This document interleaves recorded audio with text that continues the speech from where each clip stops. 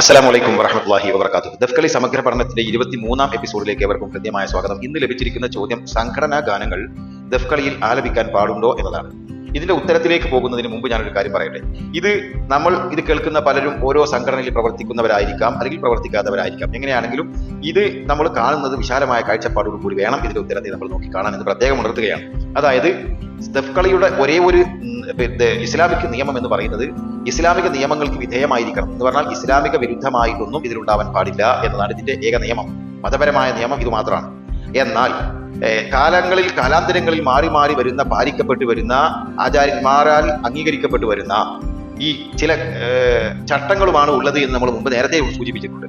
ഈ ചട്ടങ്ങളുടെ ഭാഗമായി നമുക്ക് ചില സ്ഥലങ്ങളിൽ കോമൺ ആയിട്ട് പൊതുവെ നടക്കുന്ന മത്സരങ്ങളിൽ ഈ സംഘടനാ ഗാനങ്ങൾ ആലപിക്കരുത് എന്ന് പറയപ്പെടാറുണ്ട്. അതൊരു സുഗമമായ എന്തെങ്കിലും ഒരു പാർഷ്വാലിറ്റി പരമായിട്ടോ അല്ലെങ്കിൽ എന്തെങ്കിലും ഒരു അസ്വസ്ഥതയോ ഉണ്ടാവാതിരിക്കാൻ വേണ്ടി പറയപ്പെടുന്ന ഒരു കാര്യമാണ്. ഇതൊരു ചട്ടം, ഒരു നിർദ്ദേശം പോലെയുള്ള ഒരു ചട്ടമാണ്.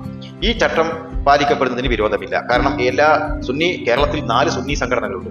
4 സുന്നി സംഘടനകളുടെ മദ്രസകളിലും ദഫുകളി നടക്കുന്നുണ്ട്. ഈ ദഫുകളി 4 സുന്നി സംഘടനകൾ വന്നുകൊണ്ട് കളിക്കുന്ന സമയത്ത് അവരുടേതായ സംഘടനകളുടെ മതിൽ പറഞ്ഞുകൊണ്ട് പാടുമ്പോൾ ഇതൊരു ഗ്രൂപ്പ് പോരിലേക്ക് ഈ ആനന്ദത്തിന്റെ കലാരൂപം വഴി മാറരുത് എന്നുള്ള ലക്ഷ്യത്തോടു കൂടിയാണ് സംഘടനാ ഗാനം പാടില്ല എന്ന് നമ്മൾ പൊതുവിൽ ഇങ്ങനെ ഒരു ചട്ടത്തെ നമ്മൾ പറയപ്പെടാറുള്ളത് എന്ന് പ്രത്യേകം നമ്മൾ മനസ്സിലാക്കുക. ഇത് സംഘടനാ ഗാനം പാടിയത് കൊണ്ട് മതപരമായി ഇതിന് തെറ്റൊന്നുമില്ല. ഓരോരുത്തരും അംഗീകരിക്കപ്പെടുന്ന സംഘടനയുടെ ഗാനങ്ങൾ ദഫ് കളിയിൽ പാടുന്നതിന് മതപരമായ തടസ്സങ്ങളൊന്നുമില്ല. എന്നാൽ മത്സരങ്ങളിൽ അത് പാടില്ല എന്നുള്ളത് നേരത്തെ പറഞ്ഞ കാരണം കൊണ്ടാണെന്ന് പ്രത്യേകം മനസ്സിലാക്കുക. സംഘടനാ ഗാനങ്ങൾ പാടുന്നതിന് വിരോധമൊന്നുമില്ല. പക്ഷെ മത്സരങ്ങളിൽ പൊതുവെ അത് കൊണ്ടുവരരുത് എന്നുള്ള നിയമമാണ്, എന്നുള്ള ചട്ടമാണുള്ളത്. അത് പാലിക്കപ്പെടണമെന്നാണ് പറയുന്നത്. അപ്പോൾ ഇൻഷാ അല്ലാഹ് അതിങ്ങൾക്ക് ഉത്തരം മനസ്സിലായിട്ടുണ്ടാവും എന്ന് വിചാരിക്കുന്നു. സംഘടനാ ഗാനങ്ങൾ പൊതുവെ നമ്മൾ കൊണ്ടുവരാതിരിക്കലാണ് ഇതിൽ പൊതുവിലുള്ള മത്സരങ്ങളിൽ നല്ലത്. എന്നാൽ സംഘടന നടത്തുന്ന പരിപാടികളാണെങ്കിൽ അതിൽ സംഘടനാ ഗാനങ്ങൾ ഉൾപ്പെടാം എന്ന് അതാത് സംഘടനകൾക്ക് ചട്ടങ്ങൾ വെക്കുന്നതിന് വിരോധമില്ല എന്നും നമ്മൾ മനസ്സിലാക്കുക. സംഘടനാ ഗാനം ആകാവുന്നതാണ് എന്ന് ഇപ്പോൾ ഞാൻ പ്രവർത്തിക്കുന്ന SKSS ഒക്കെ ഒരു മത്സരം വെക്കുകയാണെങ്കിൽ അതിലിങ്ങനെ ഒരു പരിപാടി നടത്തുകയാണെങ്കിൽ സംഘടനാ ഗാനം ആകാവുന്നതാണ് എന്ന് ആ സംഘടനയ്ക്ക് അവിടെ നിർദ്ദേശം വെക്കാം.